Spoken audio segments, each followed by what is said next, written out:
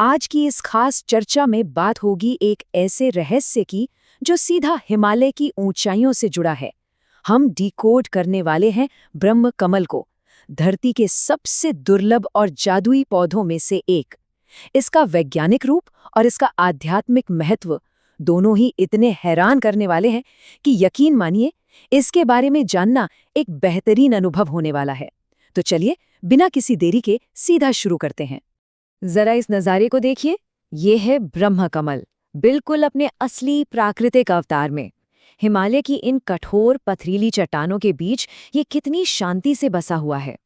हम अक्सर इसके बारे में बड़ी बड़ी पौराणिक कहानियां सुनते हैं, लेकिन इसे असल में इन दुर्गम चट्टानों के बीच खिलते हुए देखना सच में एक अलग ही एहसास है।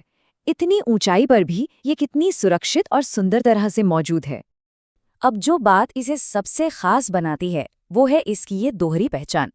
एक तरफ तो इसका वैज्ञानिक पहलू है जो बताता है कि ये सूरजमुखी परिवार का ही एक हिस्सा है।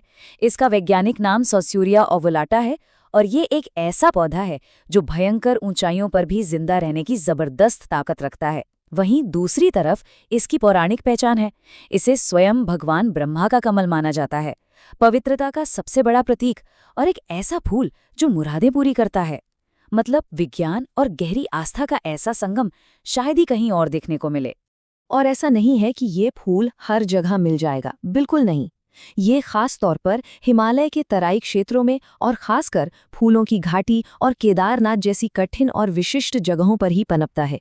इसकी अहमियत इतनी ज्यादा है कि उत्तराखंड ने इसे आधिकारिक तौर पर अपना राज्य पुष्प घोषित किया हुआ है। तो ये सिर्फ एक पौधा भर नहीं है, बल्कि उस पूरे क्षेत्र की पहचान और गौरव का प्रतीक है। अ फ्लीटिंग एग्जिस्टेंस, यानी ब्रह्मकमल का मध्यरात्रि का जीवन चक्र। अब देखिए इसके जीवन का सबसे बड़ा रहस्य, इसके खिलने का समय। पूरे साल में बस एक बार, अगस्त और सितंबर के बीच इसका समय आता है। और सबसे रोमांचक बात तो ये है कि ये दिन में नहीं खिलता। ये रात के घने अंधेरे में, ठीक रात 8 बजे से 11 बजे के बीच ही पूरी तरह से अपनी पंखुड़ियां खोलता है और सुबह की पहली किरण आते आते ये मुरझाकर खत्म हो जाता है। इस मात्र 3 घंटे के मिडनाइट विंडो में इसे खिलते हुए देख पाना सच में किस्मत वालों का ही काम है। द डिवाइन कनेक्शन, इसका आध्यात्मिक और धार्मिक महत्व। हिमालय की धार्मिक परंपराओं में इस फूल की जगह बहुत ही ऊंची है। इसे भगवान शिव का सबसे प्रिय फूल माना गया है।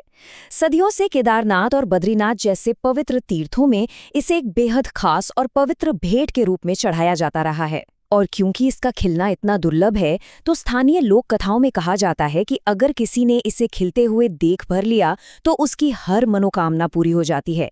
इसे साक्षात ईश्वरीय आशीर्वाद माना जाता है। दिलचस्प बात यह है कि इसका प्रभाव सिर्फ पहाड़ों और ऊंचे मंदिरों तक ही सीमित नहीं है। वास्तुशास्त्र में भी इसकी बहुत गहरी अहमियत है। ऐसा माना जाता है कि अगर ब्रह्म कमल का पौधा घर में लगाया जाए तो ये सुख, समृद्धि और सौभाग्य लेकर आता है ना कमाल की बात। हिमालय की चोटियों का यह चमत्कार पारंपरिक घरेलू जीवन और वास्तुकला का भी एक अहम हिस्सा बन चुका है। नेचर्स रेमेडी, हिमालय में इसके औषधीय उपयोग। अब आस्था से थोड़ा आगे बढ़ें तो एक और बहुत ही महत्वपूर्ण बात सामने आती है। यह सिर्फ पूजा का प्रतीक नहीं है, बल्कि एक बेहद शक्तिशाली प्राकृतिक औषधि भी है। हिमालयी इलाकों में पारंपरिक रूप से इसके पत्तों या इसके अर्क को उबालकर सर्दी और जुकाम के लक्षणों को कम करने के लिए इस्तेमाल किया जाता है। सोचने वाली बात है कि पहाड़ों की उस जमा देने वाली ठंड में जब खांसी और श्वसन संबंधी समस्याएं आम होती हैं, तब यह पौधा एक बेहतरीन प्राकृतिक इलाज का काम करता है। यही नहीं, त्वचा से जुड़ी कई बीमारियों के इलाज में भी इसका उपयोग होता है। सही मायने में कहा जाए तो यह प्रकृति का अपना ही एक छोटा सा दवाखाना है। द फाइनल पेटल, हमारे अंतिम विचार और निष्कर्ष। तो इस पूरी चर्चा के अंत में एक बहुत ही गहरा सवाल मन में आता है।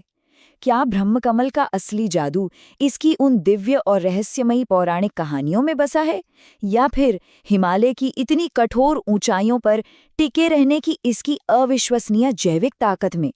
शायद इसका सबसे सटीक जवाब यही है कि असली जादू इन दोनों के इस अनोखे तालमेल में ही है। विज्ञान और आस्था का ऐसा बेहतरीन संतुलन बार बार देखने को नहीं मिलता। इसी विचार के साथ आज के इस विश्लेषण को यहीं समाप्त करते हैं।